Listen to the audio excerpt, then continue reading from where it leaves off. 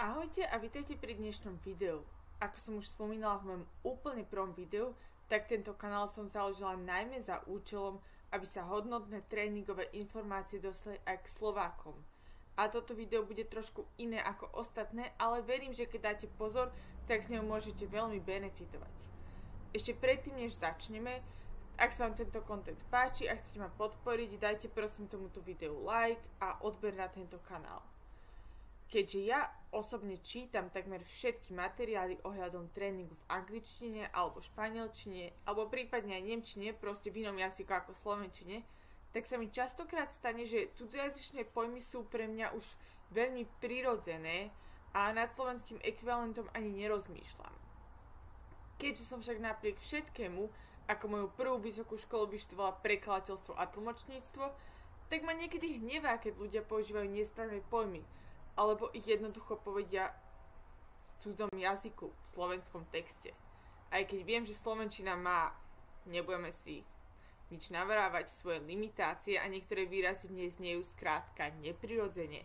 Niektorým výrazom som skrátka nevedela nájsť v slovenskom jazyku ekvivalent, ktorý by bol dostatočne uspokojujúci. A tak aspoň ponúknem ich vysvetlenie. V dnešnom videu som si pre vás pripravila viacero pojmov, ktoré sa veľmi často vyskytujú v športových štúdiách a publikáciách. A áno, priznávam sa, že slovo štúdie som si musela vyhľadať a preložiť, pretože pre mňa bolo prirodzenejšie povedať research paper. Slovník a všetky pojmy potom nechám v popise videa, aby ste si to mohli spätne pozrieť. A teraz by som začala prvou skupinou, ktorú je testovanie a veda. Začneme zľahka, pojmou lactate. Čo znamená laktát? Je organická kyselina, ktorá vzniká pri anaerobnej glykolíze. To všetci viete. Potom máme výrazy ako lactate threshold 1 a lactate threshold 2 alebo ventilatory threshold 1 a ventilatory threshold 2. Lactate threshold 1 je vlastne tréning v aerobnej zóne a takisto ventilatory threshold 1. Lactate threshold 2 je potom ANPčko. Threshold je anaeróbny prach. Čo je to ale critical power a maximal metabolic steady state? Maximal metabolic steady state je maximálny stav aeróbneho metabolizmu. V maximal metabolic steady state ideme vlastne ešte v aeróbnej zóne, ale je to úplne náš vrchol aeróbnej zóny. A keď sme v maximal metabolic steady state, ideme na critical power, čo je vlastne najväčší možný podávaný výkon, keď ešte sme v aerobnom metabolizme. To je critical power. Druhú skupinu pojmov som nazvala tréning. Prvým pojmom je heart rate, čo každý vie, je to tep. Potom máme heart rate variability, čo je tepová variabilita.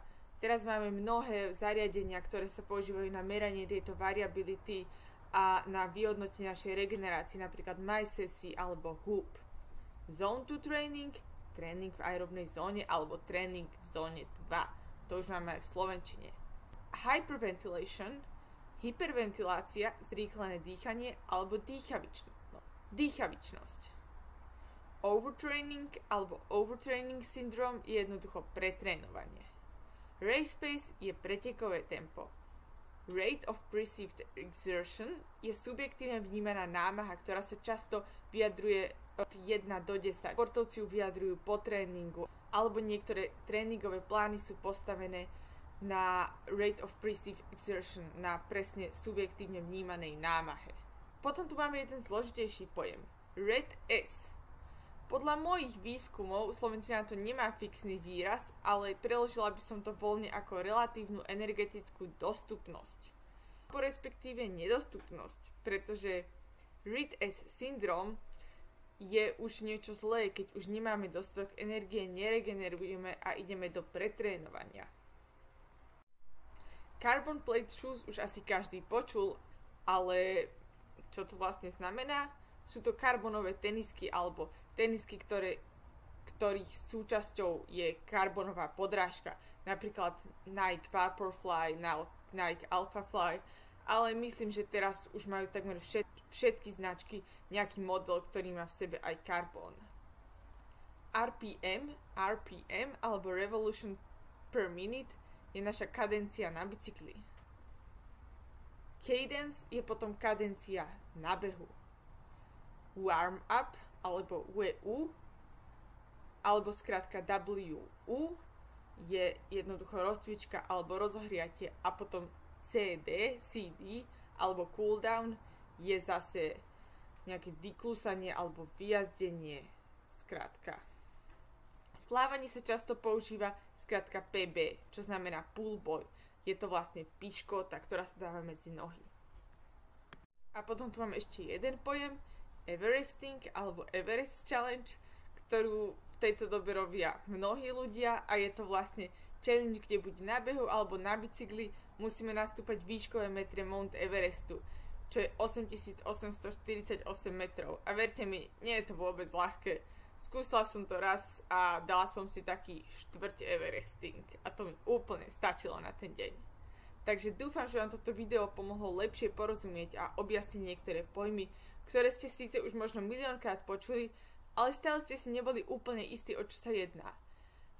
A ak náhodou poznáte na niektorý z týchto pojmov lepší slovenský ekvivalent, neváhajte sa vyjadriť v komentároch.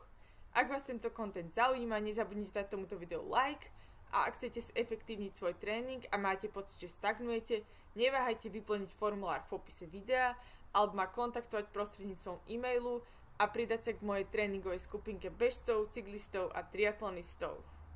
Ďakujem a vidíme sa na budúce.